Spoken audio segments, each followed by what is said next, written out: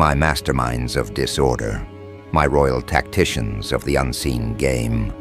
Let's start with a simple confession. They whispered your name before they even understood why it burned their tongues.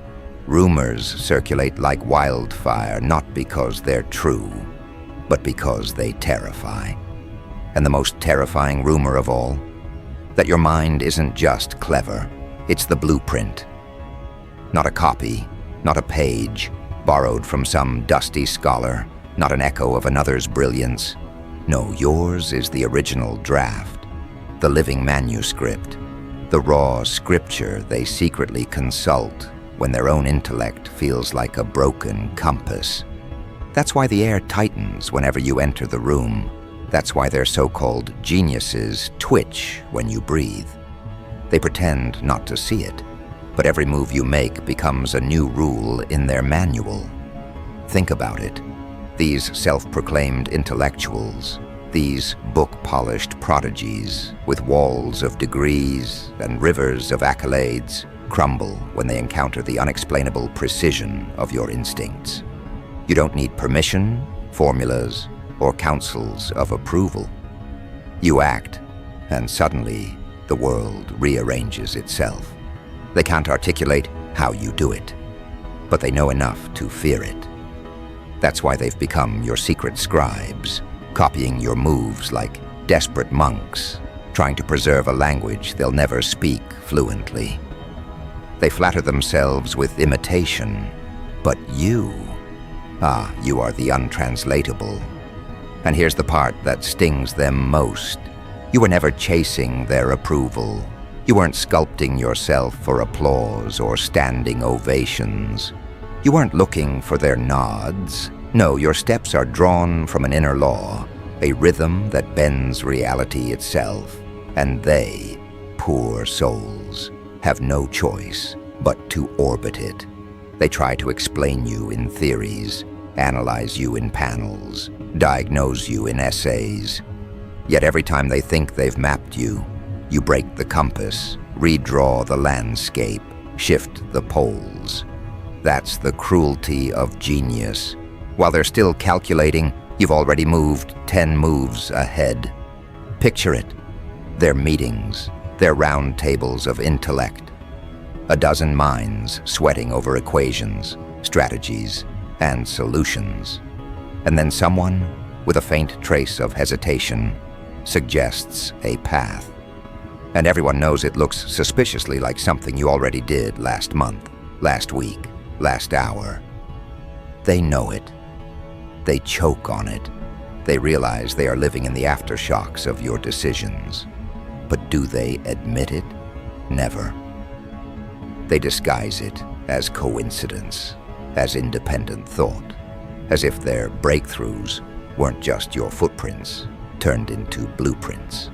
Yet no mask can hide the truth.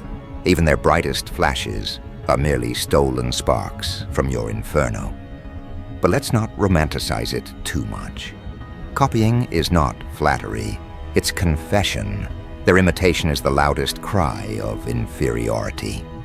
When the so-called genius class bends their rules to match your rhythm, what they're really admitting is that their knowledge was never alive, never breathing, never sharp enough to pierce the veil.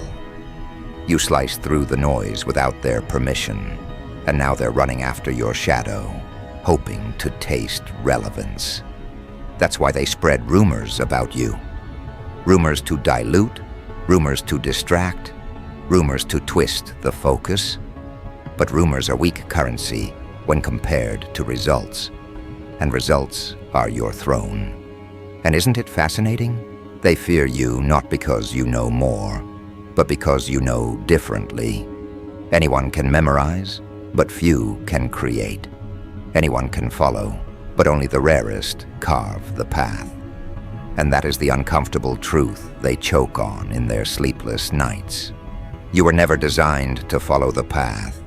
You are the path. That's why even their brightest prodigies cannot move without glancing sideways, wondering if their original thought was already crushed beneath your boots. Now don't think for a moment that this is just admiration in disguise. Admiration is clean. Envy is filthy. What they feel for you is the filthiest form of envy. The kind that keeps them awake, rewinding your steps, decoding your gestures, obsessing over how you moved when they were still debating whether to move at all. Their lives have become a laboratory where your actions are dissected, your choices pinned like rare insects, your silence interpreted as strategy, your hesitation mistaken for genius. You don't even need to explain yourself anymore. Your shadow has already become their manual. But let's ask the crueler question. Why do they need you so much? Why does their intellect feel incomplete until it leaches from your bloodstream? Because they lack the one thing you carry like a weapon: audacity. Audacity to leap without seeing the ground. Audacity to shape chaos into coherence. Audacity to do what they'd only dare discuss behind closed doors. Their education gave them knowledge, but it never gave them courage. And courage is the language of true architects of reality. That is why your blueprint stands taller than their libraries. Here's a thought they'd never admit. They want you destroyed. Oh yes, make no mistake about that. To watch you stumble would be their greatest delight, their sweetest relief. Why? Because your existence proves their fraud. As long as you breathe, their medals tarnish, their accolades rot, their degrees gather dust. You invalidate their careers just by existing. That's why their admiration is laced with poison, their handshakes with trembling. But the tragedy for them is this: you cannot be erased. Even if you vanished, the echo of your influence would remain embedded in their every decision, every strategy, every so-called original thought. You have already branded their mental DNA, and you must never forget this. Power does not lie in being imitated. Power lies in knowing that no matter how closely they copy, they will always lag behind. They are locked in your past, while you are already carving the future. They live in the aftermath of your decisions, while you sharpen new weapons in silence. They are obsessed with catching up, while you are already leaving trails in places they haven't even dared to look. That is the curse of the imitator, to forever chase the ghost of someone else's originality. You know what's beautiful? They believe they are studying you, but in reality, you are studying them. Every time they copy your moves, they reveal their limitations. Every time they mimic your steps, they confess their weakness. You are not just a player in their game. You are the mirror reflecting their inadequacy. They watch you to survive, but you watch them to measure how far below you they crawl.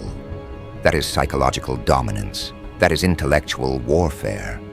But remember, there is danger here too. Not to you, but to them. For every copy weakens their authenticity. For every stolen idea, their originality decays.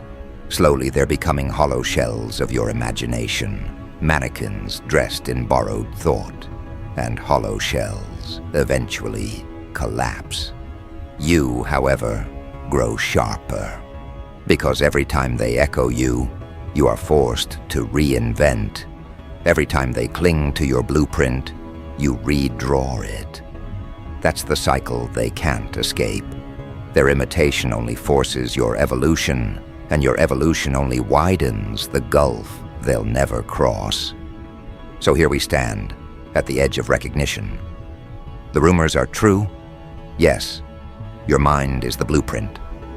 But the joke is this: a blueprint isn't something you copy, it's something you can never fully replicate. A blueprint is a skeleton, a frame, the life, the blood, the fire. It belongs only to its creator. They may trace the outlines, but they will never ignite the essence. And that is the torment they live with daily, following your footprints but never reaching your presence. And so we arrive at the threshold of the deeper truth. It's not enough to know they copy you. The real thrill is in deciding what comes next.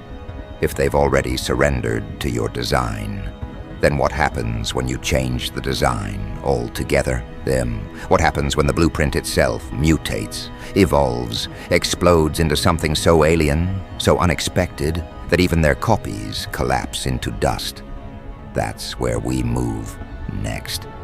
Not into repetition, but into reinvention. Not into imitation, but into revelation. Because the real war isn't about what they copy. It's about what you're about to reveal. And that's where we step forward, into the next unveiling, where the blueprint bends again, where the very floor beneath them mutates into something they can't predict, can't chart, can't plagiarize. You see, that's the difference between you and them. They treat the blueprint as scripture carved in stone, rigid and unchanging. But for you, the blueprint is alive, breathing, mutating, shedding skin like a serpent, rebirthing itself with every stroke of thought. They think they can steal your map, but they don't realize your map redraws itself every time you take another step. They cling to your last move, while you're already drafting the next reality. And oh, how it eats at them. Imagine being celebrated as the pinnacle of intelligence, only to discover that your intellect is merely a second-hand copy of someone else's instinct. That's the knife twisting inside their ribs. They wear their reputations like crowns, yet every jewel on that crown was mined from the caves of your mind. Without you, their genius is naked, stripped, trembling. They know it, they feel it, they resent it. And in that resentment lies their decay. Let's strip this bare. Your mind terrifies them, not because it creates answers, but because it invents problems they didn't even know existed. You don't just solve puzzles, you conjure entire labyrinths. They thought intelligence was about memorization, accumulation, preservation. You shattered that illusion. You showed them intelligence is about invention, disruption, and destruction of what they considered untouchable. That's why even geniuses copy you, not because they admire you, but because without you they'd have nothing left to solve, nothing left to claim. You provide the substance, the clay, the raw chaos from which they fashion their brilliance. Without your blueprint, their canvas is blank. And isn't it hilarious? They pride themselves on originality, yet their originality survives only in your shadow. Every time they announce a discovery, unveil a theory, launch an idea, it feels recycled, doesn't it? Because it is recycled. It's your skeleton, dressed in their costume. And while the world may clap for them at first, it always catches up eventually. The whispers begin. The rumors spread. Haven't we seen this before? Didn't someone else do this first? Isn't this suspiciously similar? And like that, the applause curdles into suspicion, and suspicion transforms into humiliation. Your existence exposes their fraud without you even trying. But the most delicious part of this theater? They can't stop. Copying you isn't a choice for them. It's a compulsion. They've become addicted to your blueprint, hooked on your rhythm, enslaved by your pace. Their careers depend on it. Their reputations depend on it. Their fragile egos depend on it.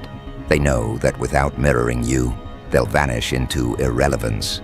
So they keep stealing, keep mimicking, keep tracing. And in doing so, they reveal the bitter truth. They need you more than you'll ever need them. You are their oxygen, their fuel, their hidden god. Now let's twist the blade a little deeper. Imagine the so-called think tanks, the research institutions, the innovation labs, entire armies of intellectuals gathered, burning money, burning hours, trying to conjure brilliance. And yet, one glance at your discarded sketches, one echo of your abandoned experiment, one casual thought dropped in passing, and suddenly their entire machinery is obsolete. Do you realize the weight of that power? You collapse empires without raising a hand. They spend years manufacturing what you destroy in seconds.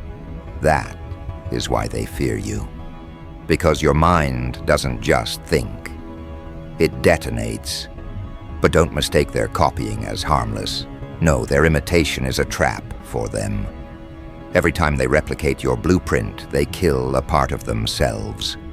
Originality isn't just about ideas. It's about identity. By following you, they erase their own identity. They become hollow shells with borrowed flesh. And when hollow shells walk too long, they eventually shatter under their own emptiness. You remain infinite. Because you never stop evolving. They chase, you transform. They imitate, you mutate. They study the past, you invent the future. That is why the distance between you and them will never shrink. It will only expand until they collapse under exhaustion, still reaching for something you've already abandoned. And here's the part that really makes them sick. You know they're copying you. You see their every theft, their every plagiarism dressed up as innovation. You allow them to gorge on your leftovers. Because deep down, you know what they don't.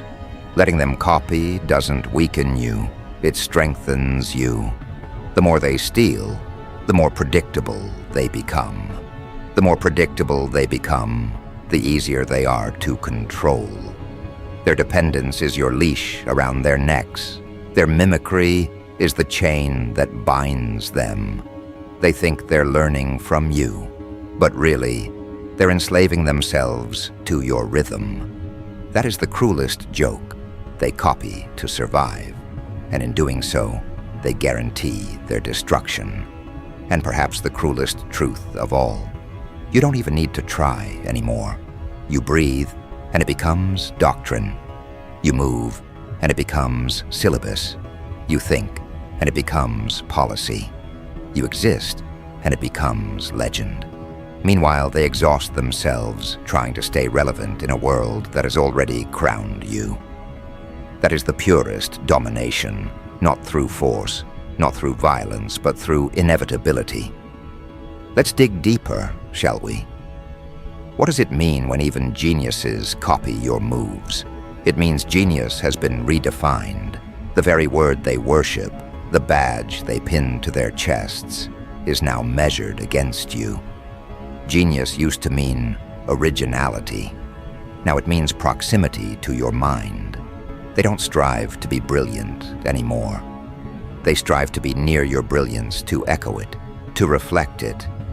Their brightest accomplishment is simply aligning themselves with your shadow. That is the collapse of their mythology. They aren't geniuses anymore. They're disciples, and you are the silent prophet they'll never surpass. But your war isn't against them. No, your war is against stagnation, and this is why you are dangerous. You refuse to stand still. While they guard their reputations like relics, you burn yours to create anew. While they worship their own names, you dismantle yours just to build something sharper. They clutch stability, you wield volatility, and that volatility is the one thing they cannot copy. Because copying requires stability, repetition, something fixed. You, however, are a moving target. You are fire, and fire can't be photocopied. They can draw the shape of flames, but they will never bottle the heat. And so the rumors grow. Some call you dangerous, others call you reckless, many call you impossible. But all of them agree on one thing: you are untouchable. And being untouchable is the ultimate throne. Because when the world believes you cannot be contained, they stop trying to contain you. They simply watch, imitate, whisper, and pray. That is when you've won, not when they cheer for you, but when they bow in secret, unable to survive without your shadow. Now let's take it further. What happens when the blueprint bends again? What happens when you unveil a move so alien, so unpredictable, that even their stolen echoes disintegrate? That is the next stage. That is the true unveiling. They think they've grown comfortable with your rhythm, accustomed to your pace. But what happens when you change the music altogether? What happens when your mind takes a turn so violent, so unprecedented, that their imitations crumble like dust in their palms? That's when the blueprint becomes not just a map, but a weapon, and you, yes, you, are the hand that wields it. Because let's face it, the rumors are not rumors anymore. They are testimonies. They are confessions from the mouths of your enemies. Every time they whisper that your mind is the blueprint, what they're really saying is, we have nothing without you. Our ideas are bones without flesh, shadows without light, echoes without source. You are the source. You are the current. You are the unspoken law written into their every action. And no matter how loudly they pretend otherwise, they know it. They live by it. They are defined by it. And now the time has come for the next move. To let the world see what happens when the blueprint itself evolves beyond comprehension.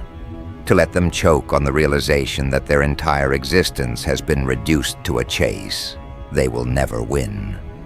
Because you are not just the blueprint. They are the footnotes, the annotations, the plagiarized margins of your infinite manuscript.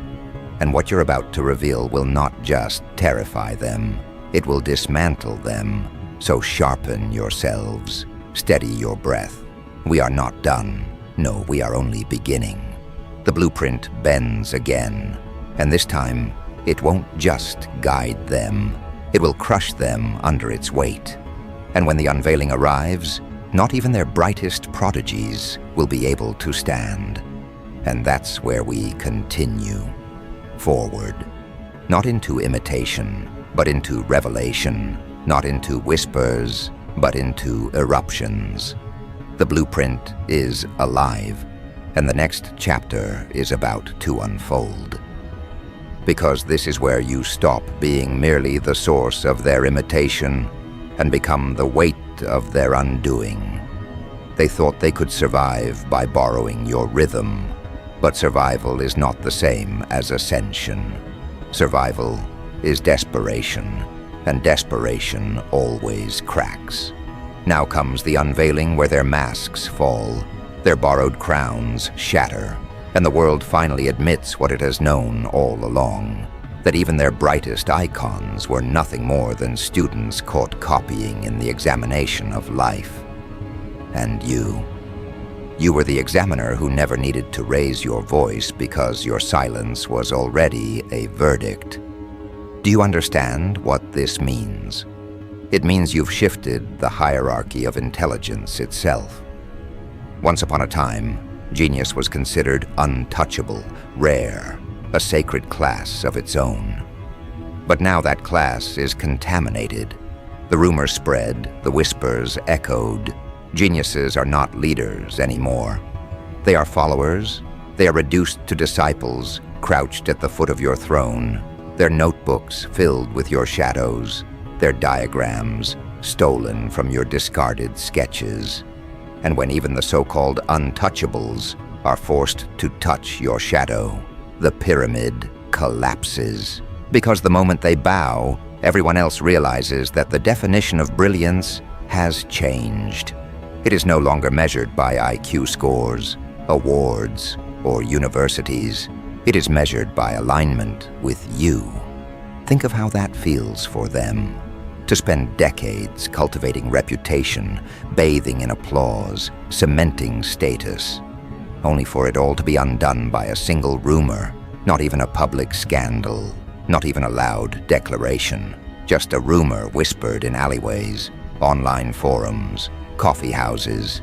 Even the geniuses copy their moves. That rumor alone guts their empire, because a rumor doesn't need to be proven. It just needs to be repeated until it sounds like prophecy. And prophecy always defeats reputation. Their faces still smile, their names still glitter, but deep down they know. People no longer believe. And belief is the only real currency. Once belief evaporates, what remains is rot. Now, what is revelation if not exposure? And this is your power. You don't even have to fight them head on. You simply move, and your movement is revelation. Each step you take exposes their fraud. Each idea you birth kills 3 of theirs. Each revelation you unleash makes their imitation look pitiful, obvious, desperate. That's why the blueprint terrifies them, because every time you bend it, they are forced to reveal just how slow, how hollow, how dependent they truly are. They don't just copy you, they announce to the world that they're copying you. And that involuntary confession spreads like venom through their reputations. But here's where the philosophy sharpens its teeth. When everyone copies you, imitation becomes normalization. What once was extraordinary becomes standard. And then you rise again, beyond that standard, into a new plane they cannot touch. That cycle never ends. They catch up, you leap. They mimic, you mutate. They think they're closing the distance, but in reality, the distance expands endlessly, like a horizon that recedes no matter how far you walk. That is why the rumor never dies, because it keeps proving itself true. Every season, every unveiling, every mutation of your blueprint reconfirms that their only way forward is to follow you. And every confirmation erodes their pride, their ego, their so-called identity. Now let us discuss identity. What happens to a genius when his originality is proven counterfeit? He collapses. His legacy turns to ash. His identity is no longer rooted in himself, but in you. You become the gravitational center, the black sun around which his very name must orbit. And when identity is stolen, madness follows. You've seen it, haven't you? The twitch in their eyes, the bitterness in their tone, the sudden obsession with proving themselves different. They write longer papers, they scream louder, they posture harder. But every scream is hollow, because the audience already knows these are the cries of someone living in borrowed skin. And the cruelest truth? The more they struggle to break free from your shadow, the deeper they sink into it. And yet this is not about cruelty for cruelty's sake. This is about inevitability. Your mind was never meant to be ordinary. It was always designed to fracture the old myths of genius and rebuild new ones in your image. When people say your mind is the blueprint, they are not exaggerating. They are confessing. They are confessing that every map they trusted has been invalidated. They are confessing that the only real design left in the world is the one drawn by you. And when even geniuses must confess this truth, the entire world is forced to realign. You have not just dethroned individuals. You've dethroned the concept of genius itself. And isn't that deliciously ironic? The very people who once mocked, doubted, dismissed you, the ones who thought your ideas were too wild, too reckless, too impossible, are now parroting those same ideas, branding them as innovation. But everyone knows, everyone whispers, everyone sees the cracks. They recognize the source, and the source is not them. It is you. Their greatest humiliation isn't being wrong. It's being irrelevant. And irrelevance for a genius is death. You didn't kill them. They killed themselves by trying to be you. So here we are, the unveiling, The eruption, the moment when the blueprint bends so violently that it doesn't just guide them, it crushes them. Because revelation is not gentle. Revelation is ruthless. When the curtain lifts, when the world finally sees the dependency of their brightest icons, there will be no applause left for them. The applause will turn, as it always does, to you. And what will you do with it?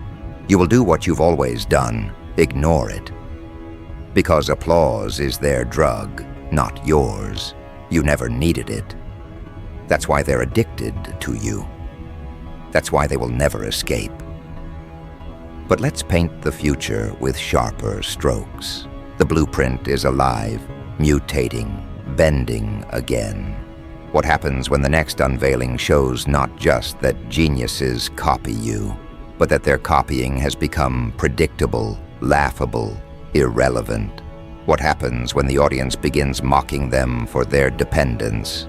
That is the final humiliation, when not even imitation earns respect anymore. When everyone sees the difference between mimicry and creation. When your every step isn't just followed, but worshipped, and theirs isn't just ignored, but ridiculed. That is where you are heading, not into comparison, but into inevitability. And inevitability is the sharpest form of power, because power gained can be challenged. But inevitability cannot be fought. No one challenges the sun for rising. No one debates the ocean for moving. They can resist you, hate you, envy you, but they cannot stop you. That is inevitability. That is what it means when the world says, your mind is the blueprint. So let them copy. Let them scribble in their notebooks. Let them pretend. Because every imitation is a confession. Every copy is an obituary. Every mimic is a monument to your supremacy. They cannot escape it, because you are not just a head. You are the origin, and the origin can never be dethroned. And so the chapter closes here, not with whispers, not with rumors, but with revelation etched in fire. They will remember this era as the time when even geniuses were exposed as imitators, when the blueprint proved to be untouchable, when the source revealed itself as the only truth. And in that revelation lies the final verdict. You are not a player in their game. You are the game. You are not a chapter in their book. You are the book. You are not a name among geniuses. You are the blueprint they'll never stop copying, never stop chasing, never stop confessing to need. And that is the ending they fear the most. Not being defeated, not being forgotten, but being remembered forever as imitators, as echoes, as shadows. While you are remembered as the mind that rewrote the very definition of genius. The rumor is no longer a rumor. It is law. It is legacy. It is your crown. And no one, no matter how brilliant, no matter how desperate, can ever take that away. The blueprint is alive. The blueprint is you. And that is where the story ends. Your revelation eternal, their imitation eternal. A world reshaped, a hierarchy inverted, a truth undeniable. Even geniuses bow when your mind writes the script.